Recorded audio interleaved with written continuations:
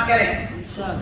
گود میں لے کر پیارے نبی کو دائی حلیمہ کہنے لگے. گود میں لے کر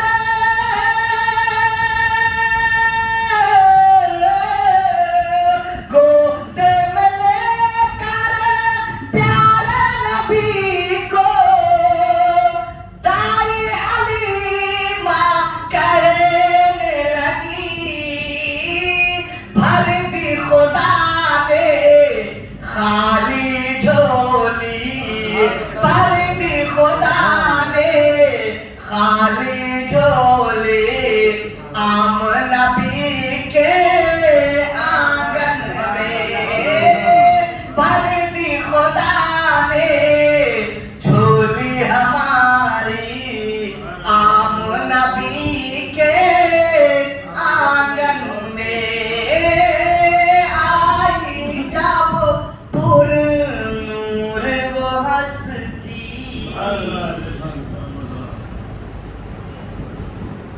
معزز سامعین کرام السلام علیکم ورحمۃ اللہ وبرکاتہ. نحمده ونصلي ونسلم على رسوله الكريم اما بعد فاعوذ بالله من الشيطان الرجيم بسم الله الرحمن الرحيم. ان الله وملائكته يصلون على النبي يا ايها الذين امنوا صلوا عليه وسلموا تسليما. اللهم صل على سيدنا ومولانا محمد وبارك وسلم. صلوا علیہ صلاة و سلاما علیک یا رسول اللہ یا حبیب اللہ صلی اللہ تعالی علیہ وسلم. حضرات گرامی, کافی دنوں کے بعد یہ سلسلہ رک گیا تھا اور ہمارے کچھ احباب کی خواہش تھی. اللہ کے فضل سے آج اس کی ابتدا ہو چکی ہے انشاءاللہ العزیز. اب ہر ہفتے جمعہ کے دن مغرب نماز کے بعد یہ سلسلہ جاری رہے گا انشاءاللہ. آپ سبھی حضرات سے گزارش ہے کہ آپ تو تشریف لائے ہیں, بڑی اچھی بات ہے, لیکن آپ بھی تھوڑا محنت کریں اور دوسرے احباب کو بھی دعوت دیں. اس لیے کہ ہمارے اسلام کا اصول یہ ہے, حدیث پاک میں آتا ہے کہ جب کوئی بندہ کسی کو خیر کی دعوت دیتا ہے اور وہ جتنے لوگ بھی اس کے دعوت دینے میں آئیں گے, وہ جتنا بھی عمل کرے گا ان کو ثواب تو اللہ عطا فرمائے گا, لیکن ان سب کے برابر اس دعوت دینے والے کو بھی عطا فرمائے گا. تو داعی کی بہت بڑی فضیلت ہے. آپ اتنا تو کر سکتے ہیں کہ بھئی ہمارے مسجد میں جمعہ کے دن مغرب نماز کے بعد اجتماع ہوتا ہے, لہذا آپ تشریف لائیں. میرے عزیز ساتھیو, تو انشاءاللہ آپ کے آنے کا ثواب تو آپ کو ملے گا ہے, لیکن اس کے ساتھ ساتھ جتنے لوگ بھی آپ کی دعوت دینے پر آئیں گے تو ان سارے لوگوں کا ثواب آپ کے اکاؤنٹ میں جائے گا. تو میرے عزیز ساتھیو, یہ محفلیں اللہ اور اس کے رسول صلی اللہ تعالی علیہ وسلم کی یاد منانے کے سلسلے میں ہم یہاں پر بیٹھے ہوئے ہیں, ان کا تذکرہ کرنے کے لیے بیٹھے ہوئے ہیں. ایک بات جان لیجیے کہ یہاں پر ہم جب تک بیٹھے ہوئے ہیں گناہوں سے بچے ہوئے ہیں. سب سے بڑی بات تو یہ کہ ہم گناہوں سے بچے ہیں. ظاہر سی بات ہے کوئی کتنا بھی نیک انسان کیوں نہ ہو, لیکن اگر دوسری جگہ میں کہیں بھی دو چار بندے بیٹھتے ہیں نا تو شیطان تو سب کے پیچھے لگا ہوا ہے اور پھر وہ ادھر کی باتیں سجھاتا ہے. تو ایک بندہ ایک بات کرتا ہے, دوسرا دوسری بات کرتا ہے, تیسرا تیسری بات کرتا ہے. تو انسانی تو ہے, اس کی زبان سے کچھ نہ کچھ نکل جاتا ہے اور پھر وہ کسی نہ کسی کی برائی, غیبت, چغلخوری, الزام, بہتان تراشی, یہ سارے گناہوں کا صدور ہوتا ہے. لیکن الحمدللہ ہم مسجد کے اندر خانہ خدا میں جب تک بیٹھے ہوئے ہیں, اور ہمارے مسجد صاحب نے تو آپ کو اعتکاف کی نیت کرا دی, اور اعتکاف کی نیت کے حوالے سے روایتوں میں آتا ہے کہ بندہ مسجد میں اعتکاف کی نیت کر کے جب تک بیٹھا رہے گا, وہ قرآن پڑھے نہ پڑھے, نماز پڑھے نہ پڑھے, ذکر کرے نہ کرے, جب تک بیٹھا رہے گا ہر سانس کے بدلے اللہ نیکی عطا فرما رہا ہے. تو الحمدللہ ہمارے نامہ اعمال کا سلسلہ جاری ہے, نیکیاں لکھی جا رہی ہیں.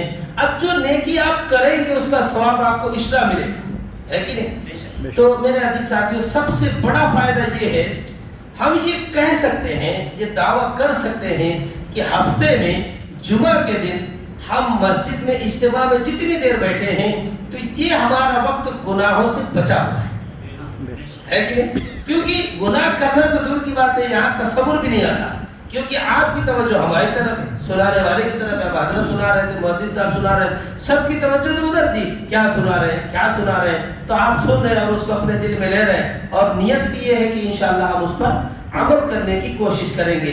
تو بہرحال گناہ کرنا تو دور کی بات ہے، گناہ کا تصور بھی نہیں پھٹکتا ہے۔ اب آئیے میں آپ کو اس کی فضیلت کے حوالے سے بتاؤں۔ اللہ کے پیارے رسول صلی اللہ علیہ وسلم صحابہ کرام سے آپ نے ارشاد فرمایا کہ جب تم جنت کے کیاریوں سے گزرا کرو تو اس میں سے کچھ چن لیا کرو۔ تو صحابہ نے عرض کیا رسول اللہ علیہ السلام جنت کی کیاریاں کیا ہیں؟ تو سرکار نے فرمایا صلی اللہ علیہ وسلم کہ جنت کی کیاریاں وہ ہیں کہ جہاں پر اللہ اور اس کے رسول کا ذکر ہو رہا ہو وہاں پر بیٹھ جانا، شرکت کر لینا، یہ جگہ جنت ہے۔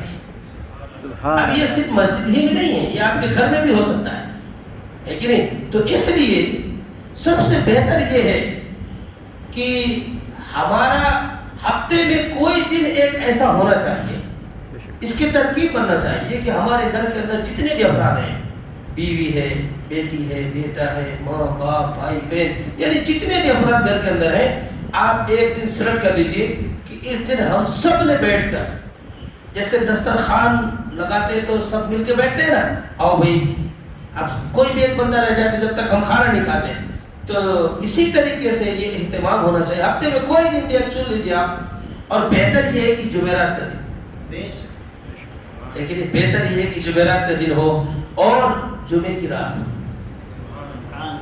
جمعرات کا دن گزارنے کے بعد میں جو رات آتی ہے وہ جمعے کی رات ہوتی ہے، اور اس میں بہت بڑی فضیلتیں ہیں۔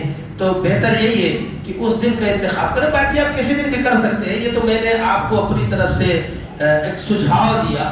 بہرحال آپ کو جب سہولت ہو، سنڈے کے دن آپ کو چھٹی رہتی ہے، کام نہیں ہے، تو آپ اس دن بھی بیٹھ سکتے ہیں۔ بہرحال جب بھی آپ بیٹھیں گے تو آپ یقین جان لیجئے کہ آپ اپنے گھر کو جنت بنا سکتے ہیں۔ آپ چاہے تو اپنے گھر کو آدھا گھنٹہ کے لیے جنت بنا لیں، آپ چاہے تو 1 گھنٹہ کے لیے اپنے گھر کو جنت بنا لیں، آپ چاہے تو اپنے گھر کو 2 گھنٹے کے لیے جنت بنا لیں، یہ آپ کے اوپر ہے۔ یعنی ذکر خدا، ذکر رسول کی محفل وہ جنت ہے، جب تک آپ اس میں بیٹھے ہوئے ہیں یہ جنت ہے میرے عزیز ساتھیوں۔ تو آپ اپنے گھر کو بھی جنت بنا سکتے ہیں۔ میرے عزیز ساتھیوں، میں آپ کو بتاؤں، ایک بادشاہ گزرا ہے جس کا نام ہارون رشید ہے۔ ان کی بیوی کا یہ معاملہ تھا کہ انہوں نے بہت ساری جو کام کرنے والی ہوتی ہیں بادشاہ کے محل میں، خادمہ، تقریباً 100 حافظہ، یعنی جن کو پورا قرآن حفظ تھا، ایسی عورتوں کو انہوں نے خریدا اور ان کو اپنے گھر میں لا کر رکھ لیا، اور ان سے کیا کہا پتہ ہے؟ ان سے کہا جو میں کھاؤں گی وہ تمہیں کھلاؤں گی، جو میں پہنوں گی وہ تمہیں پہناؤں گی، اور جس محل پہ میں رہتی ہوں اس میں تمہیں رکھوں گی۔ ایسا ہوتا ہے ہمارے یہاں؟ نہیں ہوتا۔ ہمارے گھر میں جو نوکر چاکر ہوتے ہیں، ہم کچھ کھا رہے ہوتے ہیں ان کو کچھ اور کھلا رہے ہوتے ہیں، ہم اچھا سے اچھا پہنتے ہیں اور ان کو گھٹیا سے گھٹیا لباس دیا جاتا ہے۔ یہ بات سچائی ہے، سچائی ہے کہ نہیں؟ بولیے۔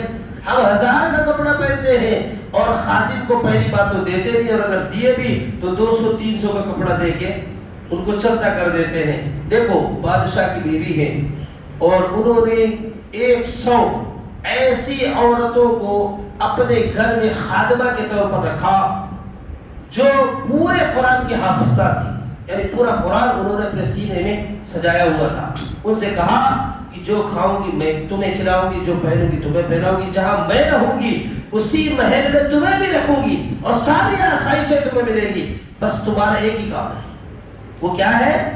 تم نے قرآن کی تلاوت کرنا ہے، تم نے قرآن کی تلاوت کرنا ہے۔ ایک عورت سمجھو 1 گھنٹہ تلاوت کرے گی، وہ ہٹے گی تو دوسری بیٹھ جائے گی، دوسری ہٹے گی، تیسری ریڈی ہے وہ بیٹھ جائے گی مصلی پہ. اور اس طریقے سے 24 گھنٹے میں کوئی ایک لمحہ نہیں تھا کہ اس گھر میں قرآن کی تلاوت نہ ہو رہی.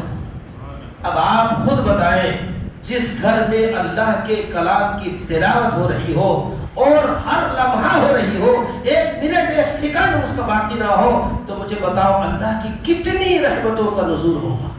اور حدیث پاک میں آتا ہے کہ جب کوئی بندہ قرآن کی تلاوت کرتا ہے، قرآن ایسی عظیم و شان کتاب ہے کہ جس کا پڑھنا بھی عبادت، سننا بھی عبادت، دیکھنا بھی عبادت، چھونا بھی عبادت، چومنا بھی عبادت. یہاں تک علماء فرماتے ہیں اگر کسی بندے کو قرآن پڑھنے نہیں آتا، قرآن پڑھنے نہیں آتا اور وہ ثواب کی نیت سے وضو بنا کر قرآن کھول کر بیٹھ جائے اور قرآن کی ہر لائن ہر سطر پر انگلی چلاتا جائے، اللہ اسے بھی ثواب عطا فرماتا ہے. سبحان اللہ. ایک ایسے ہی قرآن سے محبت کرنے والے ایک عام سے بندے کا واقعہ ہے. کتابوں میں آتا ہے کہ وہ بندہ، اس کی کوئی خاص عبادتیں نہیں تھی لیکن اسے قرآن سے بڑی محبت تھی، لیکن اس نے قرآن پڑھا نہیں تھا، اسے قرآن پڑھنے نہیں آتا تھا. تو جب وہ اپنے کام سے فارغ ہوتا تو غسل کرتا، وضو بناتا اور قرآن پکڑ کے بیٹھ جاتا اور قرآن کے ہر سطر پر انگلی چلاتا اور اس کی آنکھوں سے آنسو جاری ہوتے اور وہ عرض کرتا اللہ کی بارگاہ میں، مولا میں بڑا محروم القسمت ہوں، میں نے قرآن تو پڑھا نہیں ہے، اس میں کیا لکھا ہے مجھے پتا نہیں ہے، لیکن میرے مولا اس میں جو بھی لکھا ہے یہ سارا کا سارا سچ ہے، یہ بھی سچ ہے، یہ بھی سچ ہے، یہ بھی سچ ہے. اور اس طریقے سے یہی اس کا معمول تھا اور ہر دن یہی کام کرتا. جب اس کا انتقال ہو گیا، لوگوں نے اس کے جنازے کو لے جا کر کفن میں دفن، قبر کے اندر دفن کر دیا. تو دفن کرنے کے بعد اس کی قبر سے ایسی خوشبو اٹھی، ایسی خوشبو اٹھی کہ سارے جنازے میں شرکت کرنے والے حیران رہ گئے اور پھر پلٹ کر اس کے گھر کو گئے، جا کے بیوی کے سامنے تعزیت پیش کی اور بیوی سے پوچھا، خاتون ذرا ایک بات بتانا، تمہارے شوہر کا کون سا نیک عمل تھا؟ تمہارے شوہر کا کون سا نیک عمل تھا جس کی بنیاد پر اس کی قبر سے خوشبو آ رہی تھی؟ اور ایسی خوشبو آج تک ہم نے کہیں بھی سونگا نہیں، ہم نے محسوس نہیں کیا ہے. تو اس عورت نے کہا کہ میرے شوہر کا کوئی خاص عمل نہیں تھا، وہ جب بھی فرصت ہوتا تو غسل کرتا اور وضو کرتا اور قرآن لے کر کے بیٹھ جاتا. اسے قرآن سے بڑا لگاؤ تھا، بڑی محبت تھی، قرآن کھول کے بیٹھ جاتا اور بے ساختہ اس کی آنکھوں سے آنسو روا ہوتے اور قرآن کے ہر سطر پر انگلی چلاتا جاتا اور کہتا، مولا میرے قریب، میرے پروردگار، یہ جو تیرا SMS ہے، یہ جو تیرا میسج ہے ہم بندوں کے نام، میرے مولا میں اس کو نہیں جانتا، مجھے قرآن پڑھنے نہیں آتا، لیکن یہ میرا ایمان ہے، جو تو نے جتنا بھی فرمایا ہے قرآن کے اندر یہ سارا سچ ہے، یہ بھی سچ ہے، یہ بھی سچ ہے اور یہ بھی سچ ہے. بس اس کا یہی ایک عمل تھا. اللہ نے شاید اسی عمل کو اپنی بارگاہ میں قبول کر لیا اور اس کی قبر کے اندر سے یہ خوشبوئیں اللہ نے عطا فرمائی. حدیث پاک میں آتا ہے کہ جب کوئی بندہ قرآن کی تلاوت کرتا ہے تو فرشتے تلاوت قرآن کرنے والے کے ہونٹوں کا بوسہ دیتے ہیں. تلاوت کلام پاک کرنے والے کے ہونٹوں کا بوسہ دیتے ہیں. فرشتے قرآن کی تلاوت سننے کے لیے آتے ہیں. سوچیے آپ، تلاوت کلام پاک کرنے والا کتنا خوش نصیب ہے میرے عزیز ساتھیوں. اور پھر قرآن کا ایک لفظ آپ پڑھیں، اللہ آپ کو 10 نیکی عطا فرماتا ہے، 10 گناہوں کو مٹا دیتا ہے اور 10 درجات کو بلند فرما دیتا ہے. اللہ کے رسول صلی اللہ علیہ وسلم ارشاد فرماتے ہیں، میں یہ نہیں کہتا کہ الف لام میم ایک حرف ہے، بلکہ الف ایک حرف ہے، لام ایک حرف ہے اور میم ایک حرف ہے. اگر کسی بندے نے الف لام میم پڑھا تو اللہ اسے 30 نیکی عطا فرماتا ہے، 30 گناہ مٹتے ہیں، 30 درجے بلند ہوتے ہیں. میرے عزیز ساتھیوں، ہمیں دنیا میں یہ سب باتیں سننے میں بڑا عجب محسوس ہوتا ہے اور ہم اس کو ہلکے میں لیتے ہیں. ہے کہ نہیں؟ ہم اسے ہلکے میں لیتے ہیں، یہاں بات سمجھ میں نہیں آتی ہے، لیکن مرنے کے بعد سب سمجھ میں آ جائے گا۔ اسی لیے مولا کائنات فرماتے ہیں کہ ابھی سب سو رہے ہیں، اور جب موت آئے گی تو سب جاگ جائیں گے، لیکن پھر کوئی فائدہ نہیں۔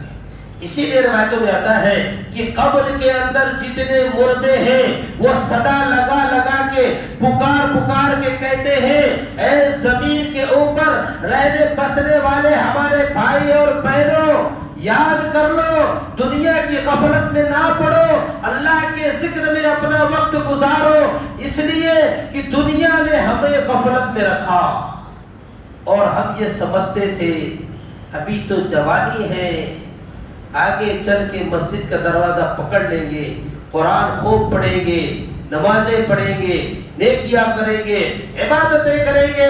اے دنیا میں بسنے والے ہمارے بھائی بہنوں، تم کر سکتے ہو، اب ہم کو کرنے کی اجازت نہیں ہے۔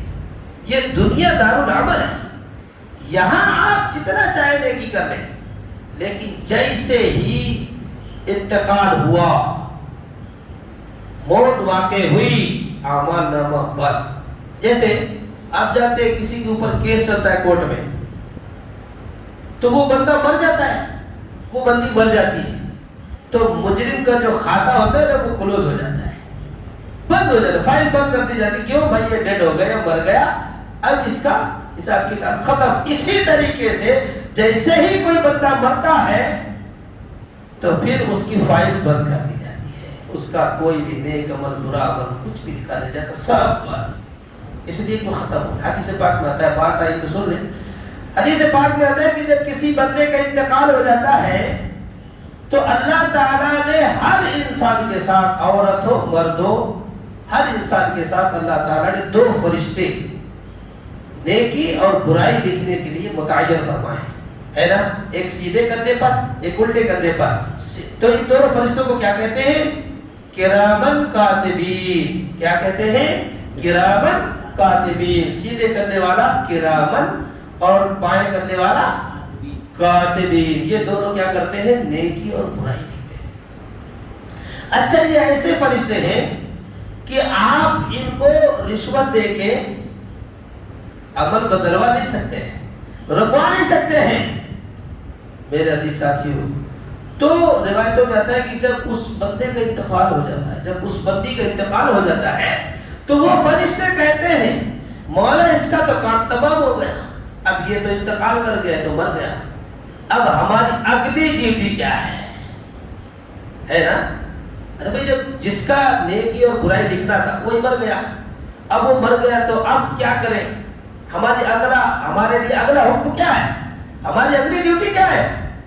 کیا ہم آسمانوں میں آ جائیں وہاں تیری عبادت کریں؟ اللہ فرماتا ہے میرے سارے آسمان فرشتوں سے بھرے پڑے، یہاں تمہارے لیے کوئی جگہ نہیں، تو مولا پھر کیا کریں؟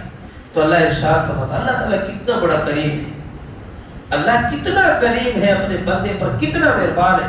اللہ ارشاد فرماتا ہے یہ جو میرا بندہ انتقال کر گیا نا، اس کے لیے مغفرت کی دعا قیامت تک کرتے رہو، قیامت تک اس کے لیے دعائیں مغفرت کرتے رہو، یہی تمہارا کام ہے میرے عزیز ساتھی۔ اور روایت میں آتا ہے کہ جب کسی بندے کا انتقال ہو جاتا ہے تو وہ دنیا میں اپنی زندگی کے اندر جس جگہ عبادت کیا کرتا تھا اللہ کی، جس جگہ بیٹھ نماز پڑھا کرتا تھا، جس جگہ بیٹھ کے قرآن کی تلاوت کرتا تھا، جس جگہ پر ذکر اللہ کا کیا کرتا تھا، سرکار پر درود پڑھا کرتا تھا، وہ جگہ 40 دن تک کے روتی ہے، وہ جگہ 40 دن تک کے روتی رہتی ہے میرے عزیز ساتھی۔ اور ایک روایت میں آتا ہے کہ جو جمعہ کے دن نماز پڑھنے نہیں آتا تو فرشتے اس کو ڈھونڈتے ہیں، تلاش کرتے ہیں کہ اگلے جمعہ آیا تھا، یہ جمعہ کہاں چلا گیا، تو فرشتے اس کو تلاش کرتے ہیں میرے عزیز ساتھیوں۔ تو وہ کتنا خوش نصیب بنتا ہے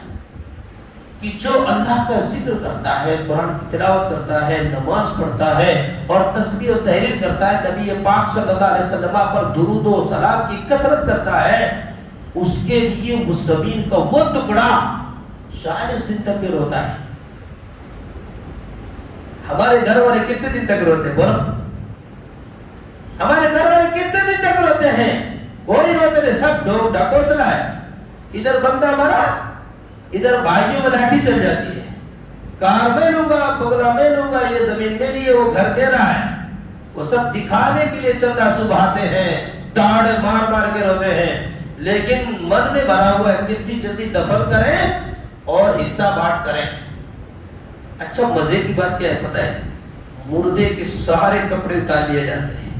अच्छा मुर्दे के हाथ में जो सोने चांदी की अंगूठी घड़ी ये सब भी उतार लेते हैं, मुर्दे का लैपटॉप है ना, कंप्यूटर, कार।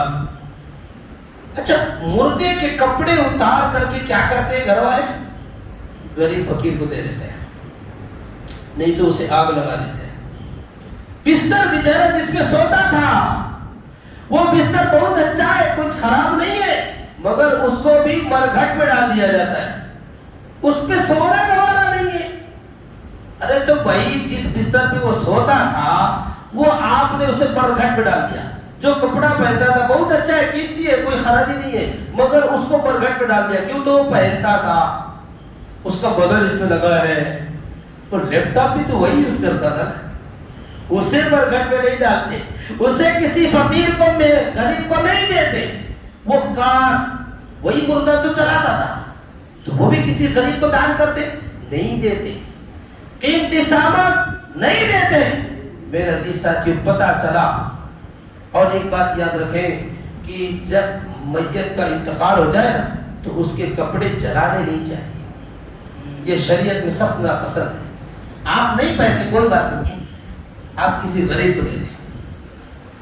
जो मुर्दे के इस्तेमाल की चीजें आप नहीं रखना चाहते उनको आग मत लगाइए, बिस्तरे से मरघट में मत फेंकिए, नदी में मत फेंकिए, बल्कि किसी जरूरतमंद को दे दीजिए। याद रखें उससे मुर्दे का बदन लगा है तो उससे वो बिस्तर नापाक नहीं होता है, वो बिस्तर खराब नहीं होता है। मेरे अजीज साथियों, तो ये दुनिया मतलबी है, मरने के बाद ये हमारे नाम इशारे सवाब करेगी कि नहीं, इस बात की कोई गारंटी नहीं। इसीलिए बुजुर्गान दीन जो अल्लाह के वली थे बड़े होशियार थे, वो दुनिया अपने पास रखते ही नहीं थे, जाने से पहले भेज देते थे। सरकार फरमाते हैं सल्लल्लाहु अलैहि वसल्लम, तुम्हारा सिर्फ उतना ही है जो तुमने खाया और तुमने जो पहना, पहन के पुराना कर दिया, और जो तुमने पहले भेज दिया वो तुम्हारा है, बाकी तुम्हारा कुछ भी नहीं। हजरत अली रजी अल्लाह तआला अन्हु एक दिन कब्रिस्तान गए और जाकर आपने फरमाया, ऐ मेरे कब्रिस्तान के भाइयों तुम्हारा क्या हाल है। आज आप और हम जाए कब्रिस्तान में जाकर बोले भाई कब्रिस्तान की मुर्दों क्या हाल है, खैरियत है क्या, कुछ जवाब आता है मगर हमको मालूम नहीं पड़ता है। लेकिन वो वली थे, वलियों के सरदार। विलायत हजरत अली की इजाजत से किसी को मिलती है, क्योंकि विलायत का मंबा हजरत अली है, हजरत अली ही की इजाजत से कोई वली बनता है। तो हजरत अली चूंकि वलियों के सरदार थे, उन्होंने मुर्दों की बातें सुन ली। मुर्दों का जवाब क्या है? अच्छा हजरत अली नहीं बताते तो हमको पता भी नहीं चलता। हजरत अली ने सुन लिया और बता भी दिया। आप फरमाते हैं कि कब्र के मुर्दे उन्होंने मुझे जवाब दिया कि ऐ मौलाए कायनात, ये हमारा हसीन और जमील बदन कब्र के अंदर 3 दिन में सड़ गया, और वो बाल जिनको हम दिन में 5 मरतबा सवारा करते थे, कंघी किया करते थे, मांगे निकाला करते थे, फैशन किया करते थे, डिजाइन बनाते थे, वो बाल हमारे झड़ गए और हमारे बदन में कीड़े चल रहे हैं, और खबर की मट्टी ने हमारी ये हालत करी है, उसने ऐसा भींचा है, ऐसा दबाया है, इधर की पिसलियां इधर हो गई, इधर की पिसलियां इधर हो गई। ये कुछ हमारा हाल है। अब आप बताएं हमारे पीछे क्या हुआ। तो देखो मुर्दे अपना खबर बता रहे हैं और हजरत अली से दुनिया की खैरियत पूछ रहे कि हमारे अजीज व अकारीब का हाल क्या है, हम चले आए तो हमारे आने के बाद क्या हुआ। حضرت علی پھر ان کو جواب دیتے ہیں کہ تمہارا تو انتقال ہو گیا، اب تمہاری بیوی نے دوسرا نکاح کر لیا، دوسرا گھر بسا لیا، اور تمہارے بھائی لوگوں نے تمہارے مال کے اوپر قبضہ کر لیا ہے۔ میرے عزیز ساتھیوں، یہ ہے دنیا کی حقیقت۔ اسی لیے بزرگان دین دنیا اپنے پاس رہنے ہی نہیں دیتے تھے، بہت آتی تھی دنیا ان کے پاس۔ حضرت علی رضی اللہ تعالیٰ عنہ ایک راستے پہ بیٹھ کر کے آپ روٹی کا ٹکڑا چبا رہے ہیں، تو کسی نے دیکھا تو کہا حضور آپ سوکھی روٹی کا ٹکڑا چبا رہے ہیں، تکلیف ہو رہی ہے، اور آپ نے تو خیبر کے دروازے کو اکیلے اٹھا کے پھینک دیے، جبکہ اس دروازے کو 40 بندے اٹھا نہیں سکتے، آپ کو تکلیف ہو رہی ہے۔ آپ نے فرمایا وہ میں اللہ کے لیے کر رہا تھا، میں اپنے لیے کر رہا، تو اللہ کے لیے کر رہا تھا، اللہ نے مجھے طاقت عطا فرمائی۔ اور وہی علی کے گھر والے ہیں، فقیر آیا، حضرت علی نے ان کو اپنے گھر کی طرف بھیج دیا، حسنین کریمین نے انہیں لذیذ کھانے کھلائے، اور حضرت علی خود کیا کھا رہے ہیں؟ سوکھی روٹی کا ٹکڑا، اور ان کے بیٹے ان کے مہمان کی عزت نوازی کر رہے ہیں، اچھا سے اچھا لذیذ کھانا کھلا رہے ہیں۔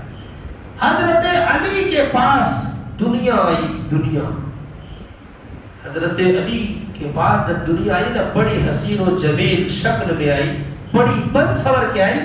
حضرت علی نے فرمایا او دنیا میرے پاس سے چلی جا، میں تجھے 3 طلاق دے چکا ہوں، میں تجھے 3 طلاق دے چکا ہوں۔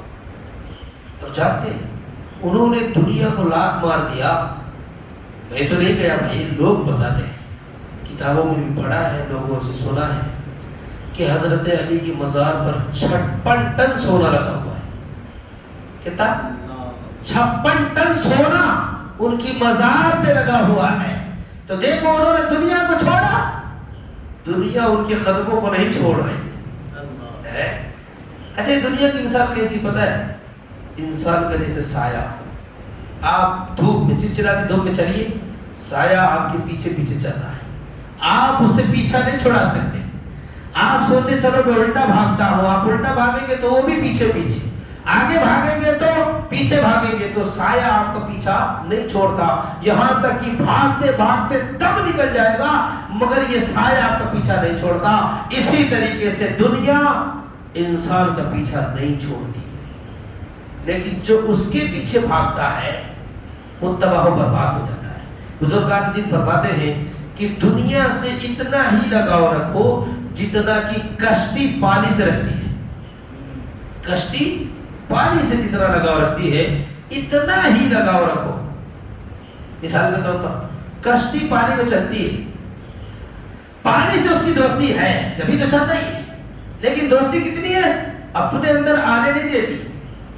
اگر جس دن اجازت دے دے اپنے اندر آنے کی تو ڈوب جائے گی، وہ چلے گی نہیں، ہے نا؟ تو میرے بھائی اسی طریقے سے مثال کے طور پر آپ سمجھ لیں، ہماری بستی کے اندر اگر کوئی بندہ گناہ کرتا ہے، کوئی بندی گناہ کرتی ہے اور ہمیں پتا ہے، تو ہمارا کام ہے اسے روکنا۔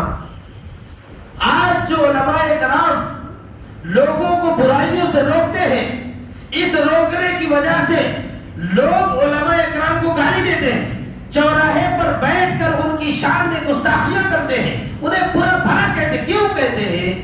کیونکہ جب بیمار کسی ڈاکٹر کے پاس جاتا ہے تو ڈاکٹر اس کا معائنہ کرتا ہے اور پھر دیکھتا ہے یار یہ پھوڑا ہو گیا ہے، پک گیا ہے، اندر مواد ہو گیا ہے، فاسد مادہ نکالنا پڑے گا، تو وہ چیرا لگاتا ہے۔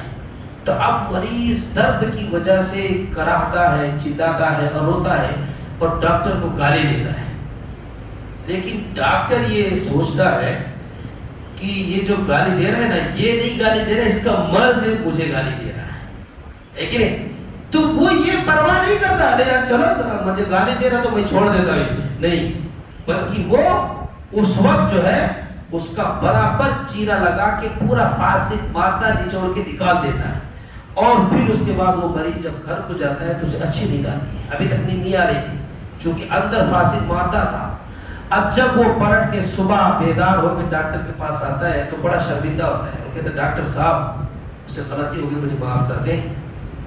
یقین جانے کل آپ نے آپریشن کیا, میں درد کی وجہ سے میں نے آپ کو کتنا برا بھلا کہا, آپ کو گالی گلوچ کیا, لیکن میں آج بڑا شرمندہ ہوں. آپ نے آپریشن کیا, کل مجھے تکلیف تو بہت ہوئی تھی, لیکن یقیناً آپ کے آپریشن کرنے کی وجہ سے مجھے بڑا سکون ملا. آج رات میں بڑا سکون سے سویا. میں آپ کا بڑا شکریہ ادا کرتا ہوں, دھنیہ واد کہتا ہوں, بڑی آپ کی عزت کرتا ہوں. اور وہ پھر معافیا مانگتا ہے. میرے عزیز ساتھیوں, تو علماء کرام کو قطعاً اس بات کا برا نہیں لگتا کہ لوگ ہمیں کیا کہتے ہیں, لوگ ہمیں برا بھلا کہتے ہیں, گالی گلوچ کہتے ہیں. وہ اپنی ذمہ داری ادا کر رہے ہیں. تو ہم سب کی ذمہ داری ہے. آپ نے اگر کوئی برائی دیکھی, آپ کا کام ہے اسے سمجھانا, اسے برائی سے روکنا. میں مثال کے طور پر آپ کو ایک ادھارن دیتا ہوں, ایک مثال دیتا ہوں. مثال کے طور پر آپ کو یہ بات پتہ چلی کہ ہمارے گاؤں میں کوئی بندہ ہے جو زناکاری کرتا ہے, اور وہ زنا کا عادی ہے, ہر دن یہ گناہ کرتا ہے. جب سب سو جاتے چھپکے سے جاتا ہے, جا کے گناہ کرتا ہے. آپ کو معلوم کوئی عورت ہے جو بدکارہ ہے اور وہ غیر مردوں سے سمبند بناتی ہے, اور آپ کو یہ بات معلوم ہے, لیکن آپ نہیں بولتے. آپ بولتے یار ہم کو کیا رہنے دینا ہے, اس کا عمل اس کے ساتھ, ہمارا عمل ہمارے ساتھ, ہے نا. تو شریعت کا مسئلہ یہ ہے کہ اس کو سمجھایا جائے. اگر وہ سمجھتے ہیں, برائی کو چھوڑتے, توبہ کرتے, اچھی بات نہیں, تو پھر اس کا بائیکاٹ کیا جائے. اسے سلام, دعا, بات چیت, موت, زندگی سب ختم کر دیا جائے. اگر ایسا کریں گے تو آپ بچ جائیں گے, اور اگر آپ نے ایسا نہیں کیا تو بولتے نا وہ گیہوں کے ساتھ خون بھی پستا ہے. اب اس کی مثال میں آپ کو بتا دوں.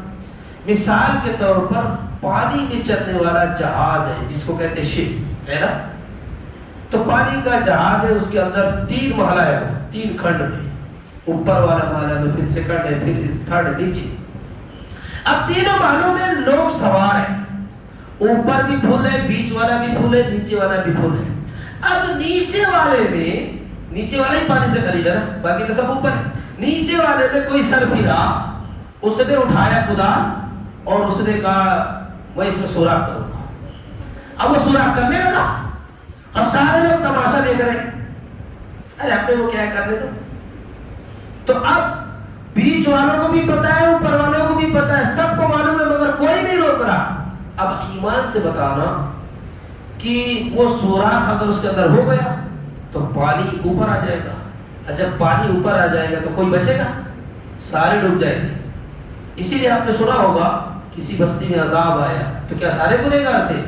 گنہگار کوئی ایک بندہ تھا, لیکن اس کی وجہ سے نیک لوگ بھی ڈوب گئے, نیک لوگ بھی تباہ ہو گئے, نیک لوگ بھی جل کے راکھ ہو گئے. کیوں؟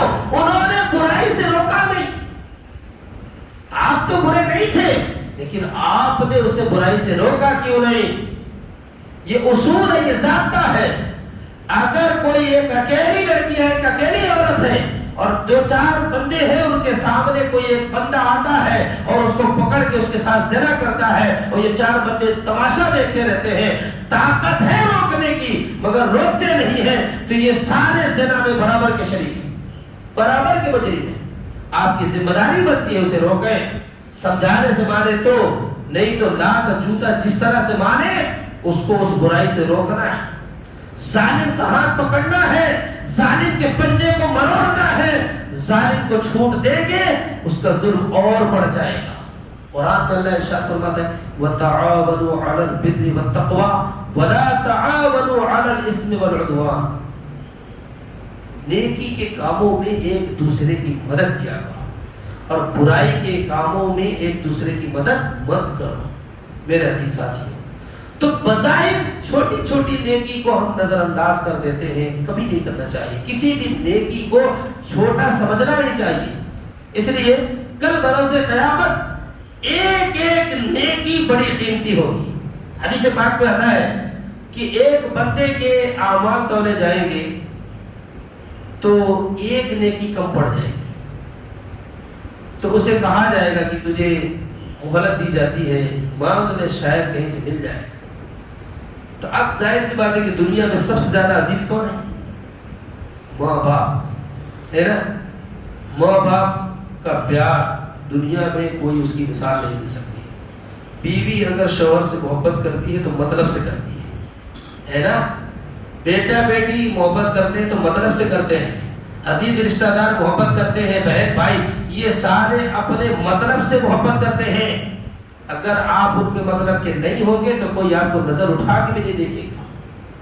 لیکن ماں باپ بے لوث محبت کرتے ہیں، ان کا کوئی مطلب نہیں ہوتا ہے، لیکن ایسی بے لوث محبت والے بھی وہ بندہ ایک نیکی مانگنے جائے گا اپنے ماں باپ سے، کہے گا کہ ہم کو ایک نیکی دے دو، ایک نیکی ملنے سے میں جنت کا حقدار بن جاؤں گا، ہے نا؟ اسی کے بارے میں قرآن میں اللہ ارشاد فرماتا ہے وَصَاحِبَتِهِ وَأَخِيهِ وَأُمِّهِ وَأَبِيهِ، یعنی اس دن سب ایک دوسرے سے بھاگ رہے ہوں گے، کوئی کسی کی مدد نہیں کرے گا۔ یعنی قیامت کا دن ایسا دن ہے کہ اس وقت کوئی کسی کا مددگار نہیں ہوگا، کوئی کسی کی ہیلپ نہیں کرے گا، کوئی کسی کو ایک نیکی دینے تیار نہیں ہوگا۔ یوم یفر المرء من اخیہ وامہ وابیہ وصاحبتہ وبنیہ، اس دن کوئی کسی کی مدد نہیں کرے گا، ماں باپ بیٹا بھائی بہن سب ایک دوسرے سے بھاگ رہے ہوں گے۔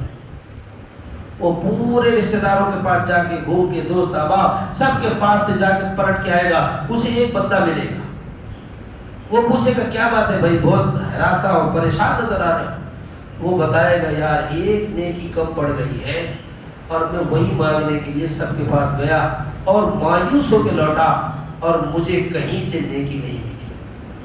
تو وہ بندہ کہے گا صرف ایک نیکی کی ضرورت ہے تجھے اور اس کی وجہ سے تو جنت میں چلا جائے گا، اب میرے نامہ اعمال میں صرف ایک ہی نیکی ہے، تیرے پاس تو بہت ہے، ایک کی کمی پڑ گئی، میرے پاس تو ہے ہی نہیں ہے، صرف ایک نیکی ہے۔